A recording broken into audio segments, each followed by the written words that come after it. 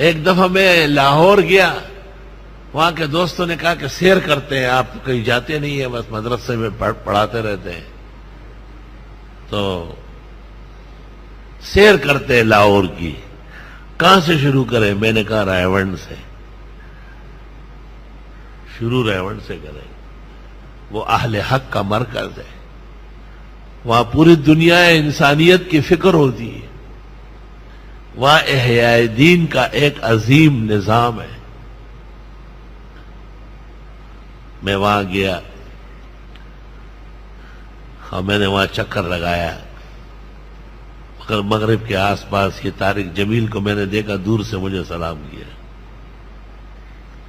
بعد میں تو یہاں آنے لگا، سب جمعے یہاں پڑھتے رہا، اب کہیں حج اور عمرے کے لیے جاتا ہے تو پوری اجازت لیتا ہے، دعائیں لیتا ہے، بہت ادب و احترام ظاہری کرتا ہے۔ اس وقت دور سے مجھے ایسا کیا، سر راہ ملاقات ہوئی اکثر، اس نے دیکھا بھی نہیں، ہم نے پکارا بھی نہیں، لیکن مولانا احسان صاحب واقعی امت کا محسن ہے، اس نے مجھے کہا کب آئے ہو؟ میں نے کہا 1 گھنٹہ ہو گیا۔ کہ بھائی عبدالوہاب سے تو مل لو۔ میں نے کہا مغرب کا، مغرب ان کے کمرے میں پڑھ لیتے ہیں نا۔ وہ غریب واپس مڑ گئے، یا بھائی عبدالوہاب کے کمرے میں لے گئے۔ مغرب کی نماز کے بعد بھائی عبدالوہاب کے بیان کا اعلان ہوا، لیکن بھائی عبدالوہاب کی اللہ تعالیٰ عمر میں برکت دے اور ان کا تبلیغی قد کاٹ دیر تک سلامت رکھے، وہ آئے اور کہا آپ سے باتیں بھی بہت ضروری، یہ بھی بہت ضروری ہے۔ اس وقت اس شخص کو بہت تیز کشف ہوا، نہایت تیز کشف، میں نے ایسا دیکھا نہیں، اور 2 گھنٹے کی مجلس میں اس نے مولانا مفتی محمود و یوسف بن نوری کی کرامات بیان کی، تیز ترین کشف ہوا ہے۔ اتنی زیادہ محنت اور اللہ کے دین کی فکر کرنے کے بعد زڑچ خدے کاندی رو خان جام د جمشی اور پدی جام کے ورخکارا تمام عالم شی، میں بھی بڑا حیران ہو گیا۔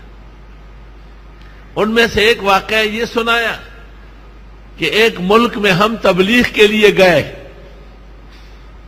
اور اتفاق سے نظام الدین کے بزرگ بھی ساتھ تھے، ہندوستان والے، بہت موقر جماعت بنی، لیکن ہمارے وہاں پہنچتے ہی اس ملک کی طرف سے اعلان ہوا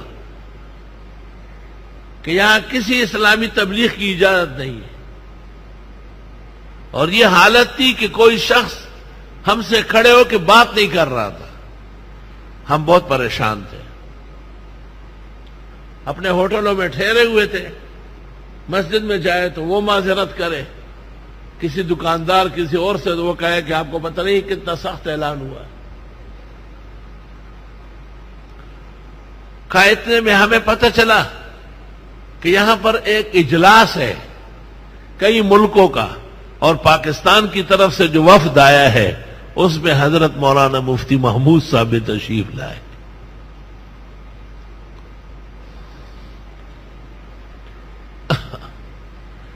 بھائی عبدالوہاب نے کہا کہ ہم نے ایڑی چوٹی کا زور لگایا اور ہم حضرت مفتی صاحب کی خدمت میں پہنچ گئے اور ان کو اپنا تمام سرگزشت داستان درد و غم سنایا۔ کہ حضرت مفتی صاحب بے انتہا فکر مند ہو گئے اور انہوں نے کہا آپ دعا کریں، میں کوشش کرتا ہوں، یہ پابندی آپ سے فوراً ہٹواتا ہوں۔ چنانچہ اجلاس شروع ہوا، ملکوں کا جو حکمران اور ان کے وفود آئے تھے ان کا اجلاس شروع ہوا۔ اجلاس کا ایجنڈا تھا عالم میں قیام امن اور دہشت اور وحشت کیسے ختم ہوگی۔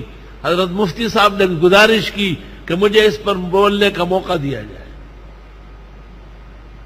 پاکستان کے مندوب کی حیثیت سے آپ نے تقریر کی اور آپ نے امن کی ضرورت، امن کی فضیلت، امن کا ماحول، امن کے قیام کے وجوہ، امن کو نقصان پہنچنے والے وجوہ، تو انہوں نے کہا یہ کس طرح ہوگا؟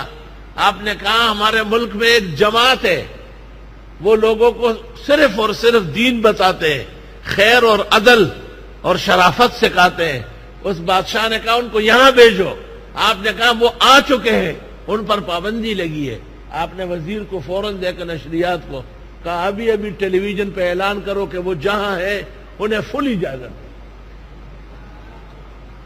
سو سونار کے اور ایک لوہار کی۔ بھائی عبدالوہاب صاحب نے چہرے اور آنکھوں کے آبشار کے اندر مفتی صاحب کی یہ کرامت سنائی اور فرمایا لمحوں میں ریڈیو ٹیلی ویژنوں سے اعلانات ہوئے کہ تبلیغی جماعت جو پاکستان یا ہندوستان سے آئی ان پر کسی قسم کی کوئی پابندی نہیں، وہ اپنے مسلمان بھائیوں سے ملے اور امن و آشفتگی آگے بڑھائے۔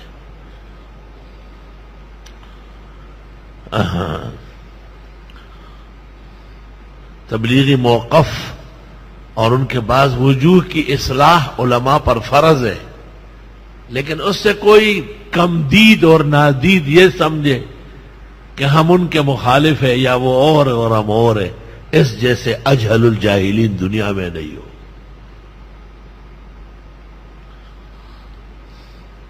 لا اکراہ فی الدین، کسی کو مجبور نہیں کرنا ہے دین کے لیے۔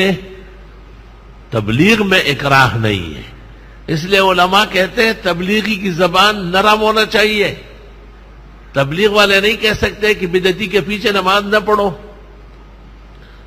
وہ شیرین زبان والے ہیں، وہ تو شکار کرنے والے ہیں۔ شکاری وہی سیٹی بجاتا ہے جو پرندہ پسند کرتا ہے، لیکن جب ان کے ہاں وہ آنے لگتے ہیں تو وہ داڑیاں رکھ لیتے ہیں، وہ اسکول سے بچوں کو نکال کے مدرسے میں بھیج دیتے ہیں، ان کے گھروں میں پردہ آ جاتا ہے، وہ بینک کی حرام ملازمتوں سے استعفے دے دیتے ہیں، اور سارا جہان اس کا گواہ ہے کہ ماحول کے اصلاح پر، امن اور عدل کے قیام پر تبلیغی جماعت کے اللہ کو احسانات ہیں۔ کون ظالم اور بے انصاف اس کا انکار کرے گا؟ وہ یہ نہیں کہتے ہیں کہ آپ چندہ دیں، لیکن وہ کہتے ہیں کہ آپ خود چلے، بندہ دے، جب آپ چلیں گے تو پیسے ساتھ جائیں گے۔ بڑے ہوشیار ہے، چندہ نہیں مانگتے۔ سعید قادری جب بدعتی ہو چکا تھا تو لوگوں سے کہتا تھا یہ چندہ نہیں مانگتے، بندہ مانگتے ہیں۔ بندہ اس لیے مانگتے ہیں کہ جب بندہ ہاتھ آئے سب کچھ آ جائے گا۔ الحمدللہ، خدا تعالیٰ ان کے راستے ہموار رکھے، ان کی عزت اور ان کا شرف بلند فرمائے، اور اللہ پورے عالم میں تبلیغی راستے ہموار فرمائے، تبلیغی روشنی سے کفر کی عمارت منور فرمائے، وہاں کے ایوانوں میں توحید و سنت کے ترانے بلند فرمائے۔